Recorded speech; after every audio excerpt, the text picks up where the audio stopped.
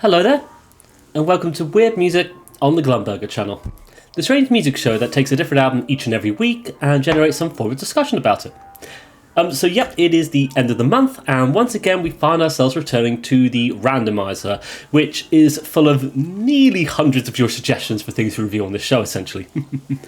As you've seen, the randomiser has picked out suggestions by one Cherty, or OK as their YouTube handle is named, it seems, who on our video for Something That Has Form and Something That Does Not by On, suggested we take a dive into this particular album.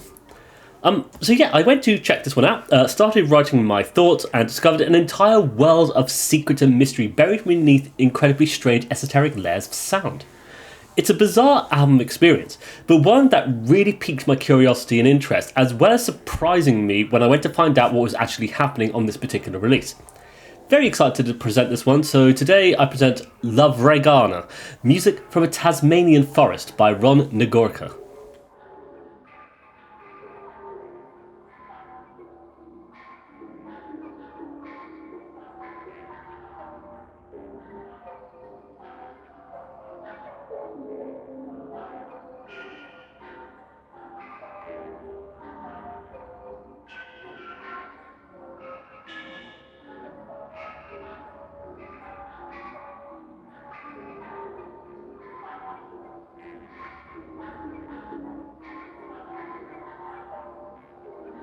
So, of course, who is Nagorcka? Well, Nagorcka is an Australian musician and composer who mostly uses keyboards and the didgeridoo. Nagorcka has been a prominent figure in the Australian experimental scene for some 40 years by now, I think. Starting all the way back in the late 80s with the release of his debut album Soundscapes from Wildernesses. In today's episode, we're of course diving into Lovregana, music from a Tasmanian forest, which was released in 1990 on cassette, featuring 5 compositions across two sides of the cassette, essentially. Interesting about this album, it's now available digitally by Invisibilia Editions, who bundled this album alongside the debut of Soundscapes from Wilderness in a special CD package. This album is a very strange and enigmatic one indeed. To better understand this before we start to dive into everything, it's actually worth reading the notes featured on the original cassette release in order to get the context needed here. Apart from the didgeridoo, in Lovregana and Linah, each sound on this tape originated in the throat of some bird in the forest in which I live. I have played around, along with them electronically, a sonic performance sampler, Tascam Porta Studio, to produce these pieces. The titles are all Tasmanian Aboriginal words from A Word List of the Tasmanian Aboriginal Languages by N.J.B. Plumley. Tasmania's ancient musics have not survived, but I like to think that I share a source of inspiration with those who once sang in this forest and looked after it so well. Note on temperament. Birds do not sing in equal temperament.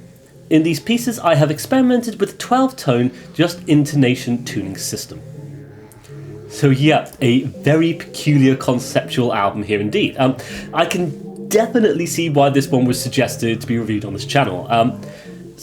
Truth be told as well, when I first listened to this and started reviewing it, I actually had no idea that a lot of the electronic sounds on this thing were samples from birds in the forest where Nagorcka lived. I assumed it was synths, which led to half of my original review just being completely balmy and nonsensical, just pointless essentially. But regardless, I've since gone back and sorted it all out. But yes, this is a truly fascinating album experience, and it's one that really bends reality in some very unusual ways, painting pictures of real and imaginary places in these Tasmanian forests. An album that just stunned me when I first heard it, and something I'm really glad was suggested, and it's just been a truly fascinating album to just dive into and discover, so let's discuss it, shall we? So, opening up with Liapatyenna, Crescent Honey Eater. Our opener is one of gentle field recordings for the most part. Bird songs and the hum of the silent air as insects buzz around briefly.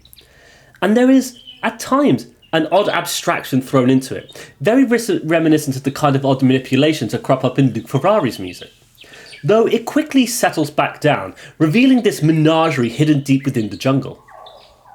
Before long, though, you're kind of getting an ominous sound coming in, two tones rising and collapsing against each other, forming this driving bass that becomes the sort of melody, sounding kind of like traditional wind instruments, at various points. Which as themselves just create this very odd space that feels a little bit intimidating, rather unusual and yet so delightfully bewildering. The melody itself embedded in these weird sounds is one that just seems to travel around in abstraction, it feels, going up and down and all over the place, further pushing the reality of the Tasmanian jungle into something much more stranger here. It is a very fascinating opening track, though, one that feels very brief but perfectly encapsulates the sort of dual quality of the naturalistic sound of the field recordings, offset by the peculiarities of their more affected sampled versions. Strange, yet an oddly inviting despite its apparent peculiarities here. Moving along to the next track, we get Lemarrcootya, or Grey Thrush, our longest track at nearly 11 minutes here. We get more bird songs to open this one up, creating that sense of reality as the gentle sound of rain seems to just surround the entire thing, or maybe even just a dusty wind, which is then offset by the immediate appearance of the more affected sampled notes, which in this case twinkling like the twilight in this unusual passage of notes here, before it all opens up to allow the more unusual drive of the sort of, sampled notes to really come through with this sense of urgency, playing under it all with these delightful and more satisfying resonating notes. They all seem to just intertwine into one another so delightfully, colliding so beautifully as we start to lose awareness of what sounds real and what doesn't. And so many notes here, especially those more sampled ones, they kind of just pulsate like sonar pings, some with this wonderful level of low end as well, all just coming in randomly around the various channels, resulting in something that is actually very pleasant to hear. I have to say, there is something quite spectacular about how the whole thing is presenting itself here. This collapse of very unusual tones and notes, some natural, some sounding a little bit more synthetic perhaps, but all manipulated in ways that make it almost difficult to tell them apart from each other, at least for certain sections, whilst other moments in the composition, it's much more apparent actually, which is very weird. But once again, a weird duo quality of things being and not being perhaps.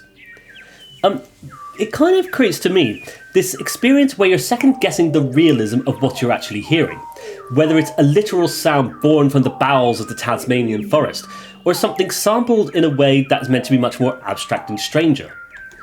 With the more natural sounds of birdsong, being constantly offset by the sampled versions of themselves, it does create such a bewildering experience that's very peculiar and mysterious. But I have to say, it's perhaps the brilliance of the whole thing here, though. The strange, almost new age vibes the music is presenting, resulting in something that feels very ominous, yet oddly relaxing in its own way, perhaps. I do have to say, there's a lot of unusualness that's coming from the music that's being presented here. There's something that feels, I would say, unclassifiable. Like, certain elements presented here do remind me so much of New Age aesthetics, of this strange shamanistic mysticism of electronic music combined with field recordings, essentially. However, unlike some albums that we've actually looked at from that genre, it seems that Nagorcka is much more interested in expressing experimentalism, and experimentalism that's actually born from the place in which he's inspired by the Tasmanian forest, of dragging that culture into experimental music, perhaps, as opposed to just indulging in New Age aesthetics, which could be so easily done, perhaps. The worlds created by this combination of, samples and field recordings, it results in something that's so strange and abstract for the most part. Something suggesting to the genuine mystery of the wilderness, as opposed to just creating a rather gentle and serene vibe. The music, instead of being sort of sweet and calm, seems to be much more cautious, express, that kind of randomization you get from experiencing the real world itself, perhaps. The myriad of tones produced by birds, insects, and the weather itself, it feels like what's being expressed here is almost an abstraction of realism, of the real world, perhaps. And in this case, the Tasmanian forest, of course. Such a place that features this wide array of sounds that becomes its own musical odyssey in of itself. Though here, Nagorcka attempts to mystify it further by taking those naturalistic sounds and sampling them to such wonderful effect, turning them into their own unnatural melodies, or creating something so strange as a result. It's that sense of experimentalism that draws me to the whole thing, though, making it a very appealing album as a result, though, despite its very ominous vibe being presented throughout the entire recording. Something about it, though, is just really fascinating to me, and incredible to experience as well, though, this, especially with the second track, you're further getting this push of that strange esoteric nature, with the composition just completely losing sense of space and time the more it all occurs, it feels. And I feel like after a while of listening to this one in particular, it feels like you're as intertwined into that chaotic myriad of tones as the music itself, resulting in something very strange, but very rewarding at the same time. So there is a little bit more to this album, of course, though. When you flip over the cassette, we bring us to side B, where we open up with Maantah, or Lone Way Time. So once again, more birdsong for this one, though this feels much more ominous, some incredible resonating sounds of animals and birds, seemingly caught in randomization of effects here, starting and stopping in unusual places as they just loop over, before captured by the sonar pings of sampled layers again. It feels like much of the same, much of what we've had previously on this album, of course, but there's nothing wrong with it as such, because it's a phenomenal thing to be experiencing all the same. What stands out to me, especially listening to this particular one, is how the various pings of those natural sounding bird songs and the more unusual sampled layers, they all just sort of go bing, bing, bing, bing at just various parts of the channel, essentially, in your hearing, essentially. It's, to me, it kind of reminiscent of the same sort of randomization you get from drops of rain landing in surrounding puddles, though. What I adore, though, on this one, is the lovely descent into low ends, which happen very sparsely on this one, but are very satisfying when they do occur. And what is neat is that there's a very strange melody that comes into this one, though, seemingly playing a strange assortment of higher notes that turn themselves into droning layers almost, and then back again. It's another strange peculiarity of a track, of course, one that has me second-guessing what is occurring here, and I just get completely lost on the myriad of tones that is all happening here. I think, especially after the length of the previous track, though, by this point the album has truly achieved that sort of hypnotising state of consciousness, with this one being a very weird thing to experience, like slowly spinning down the plug hole as naturalistic sounds turn into something almost unreal and imaginary. It is another phenomenal performance, and I love how it has that strange hypnotising quality, of course, though. That almost pendulum effect, despite consisting of so many occurring tones, though. Another track evidence of the amazing experimentation that has been poured into this whole album experience.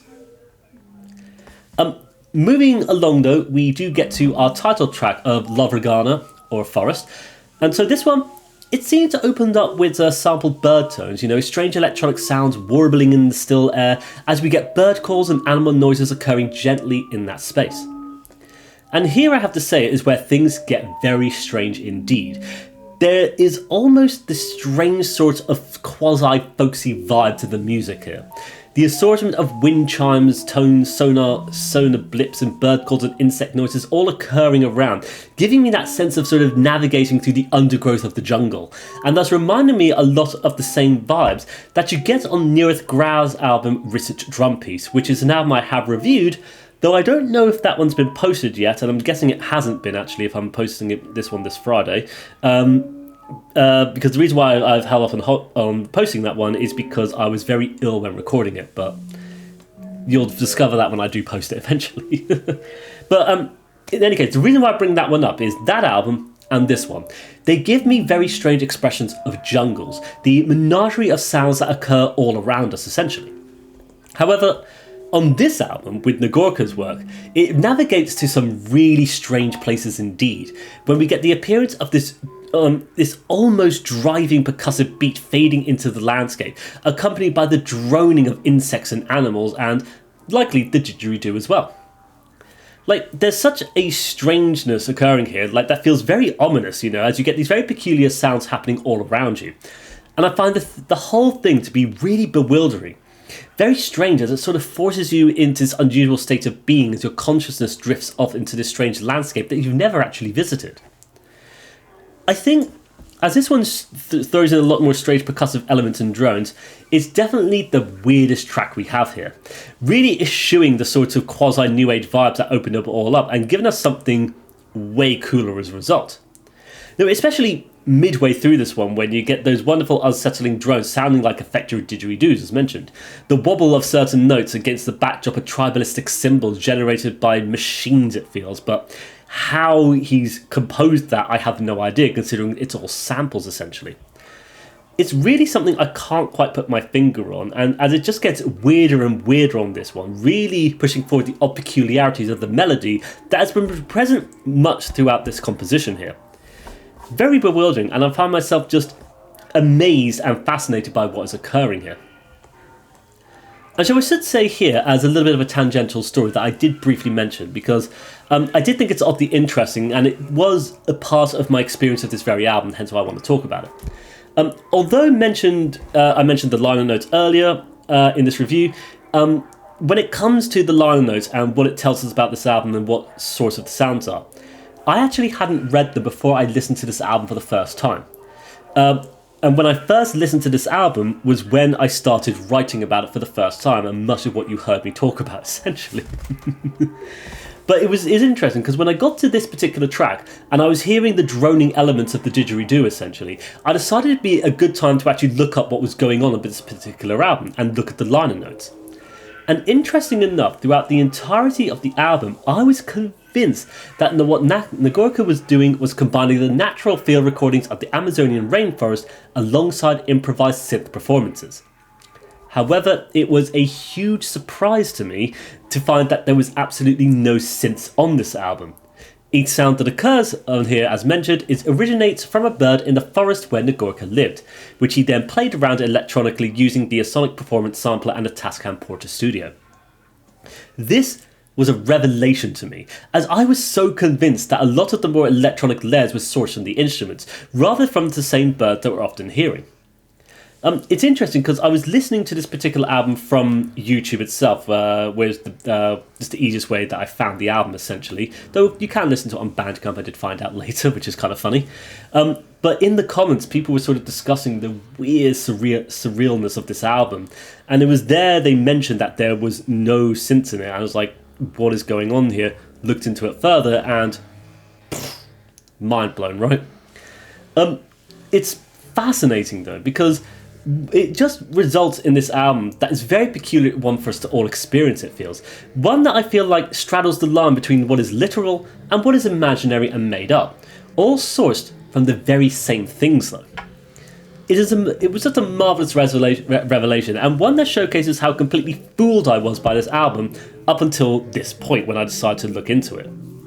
Like, I had no idea, and I was quite amazed because I was already enjoying this album, truth be told. Like, this was my first listen of the album, my first experience of it, and it went in so many weird directions and routes that I had no idea it was going to go down.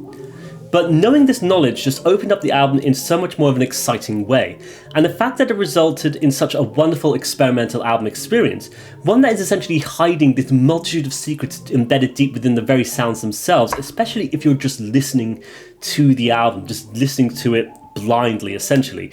It just makes us something that's so strangely enigmatic, I have to say. Truly wonderful stuff. So moving along, we do have one final track here, the last track of Linah, or Raven. This is a short 2.5 minute track to sort of close off this very strange journey. And so opening up with the sound of birds, as we know, very weird sort of bird calls indeed. This one is offset by low rumbling undulation from the didgeridoo, which is very reminiscent of Phil Niblock, it feels. And this one is very weird to experience because it feels like you're listening to no bird that you've ever heard before. And yet here it is, sampled. And does it sound, and it sounds like this, or does it not? Who knows? But what I do know is that I love the droning layer on this one. Like, it just feels very satisfying as it offsets the peculiar character calling and screeching and kind of singing over this one, essentially. It's a lovely, satisfying way to end off the whole thing. One that actually feels like it's bringing it all back to reality itself, as though we traverse through the strange psychedelic journey of sound and come out to the other side much more different and knowledgeable. A final moment that finalises everything in spectacular form. Like, goodness, to try and summarise this though, what a brilliantly weird album this is. I have to say I adore this. It's the kind of thing that's right up my alley. Strange, bewildering sounds that I couldn't properly place when first experiencing it. Expecting something that bordered more on New Age aesthetics and instead getting something beautifully experimental instead. And I just love the way the first 3 tracks, they just feature only the bird sounds, all sourced in the rainforest, resulting in an experience that transcends the very place in which it's all sourced from. And it seems to capture that same aesthetic as experimental electronic music though, despite featuring no synths whatsoever. All simply for the way the bird calls have been sampled into these strange assortment of melodies and tones that intertwine in and around amongst the very natural sounds themselves. It's like both an abstraction and a contextualization of the very strange sounds that occur within nature itself. Made abstract through sampling, given context by the strange tuning intonations used in those weird melodies that rear their head from time to time. It resulted in an album I find so wonderfully rewarding, one that really played around with my perception of sounds as well, of what I was hearing, to the extent, as you know, of being completely fooled by the entire thing. But I think there's something wonderful about that though, and just the fact that the whole thing just sounds so strange and interesting in of itself, it's just amazing to me. Natural sounds offset by strange, unnatural ones, all sourced from the same things. That is weird as heck, but so brilliant, I think. I'm truly amazed, and I think it might be one of the coolest things I've reviewed so far, as from a recommendation from one of you. And on that note, I think we'll come to the end of our episode of Weird Music there. Huge thanks to Cherty or OK for their suggestion for this one. Really glad to have discussed Lovregana, music from a Tasmanian forest by Nagorcka. An incredibly enigmatic album release. And I can definitely see why this one was suggested for reviewing on the channel. Weird music that is rewarding to listen to. Such a perfect entry point into discovering the music of Nagorcka as well, I would argue. Whose experimentalism is such a breath of fresh air, I have to say. Oddly new age in some respects, but way cooler and more interesting than anything I've reviewed on this channel that has brushed against the genre. Not that it is new age, of course, though, but certain aspects remind me of it as such, hence why it's been mentioned from time to time. Regardless, a phenomenal album and a wonderfully sonic experience to listen to. And so with that, I would like to thank you for watching today's episode of Weird Music, of course. Always feel free to make suggestions. The wheel will randomly pick one suggestion each and every month, so it could be yours or it could be someone else's. Who knows? With that, I wish you all the best. Take care and bye-bye for now. Bye-bye.